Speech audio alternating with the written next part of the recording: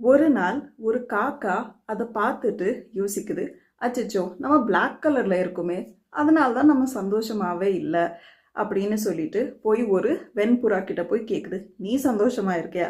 அது சொல்லுது, எப்படி இருந்தாலும் ஒரே ஒரு கலர் தானே இருக்கு, நானும் சோகமாக தான் இருக்கேன். சரின்ட்டு ரெண்டு பேரும் பேரட் கிட்ட போகிறாங்க. பேரட் கிட்ட தான் ரெண்டு கலர்ஸ் இருக்கு. பேரட் சொல்லுது, எங்க நானும் சோகமாக தான் இருக்கேன், வாங்க நம்ம எல்லாருமே போய் பீகாக் கிட்ட கேட்கலான்னு போகிறாங்க.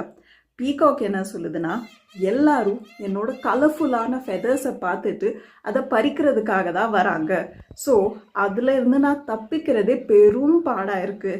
ஸோ நீங்கள் எல்லாரும் தான் ரொம்ப கொடுத்தவங்க, ஏன்னா உங்ககிட்ட ஒரே ஒரு கலர் தான் இருக்குது அண்ட் உங்களோட ஃபெதர்ஸை பறிக்கிறதுக்கு யாருமே வரதில்லை.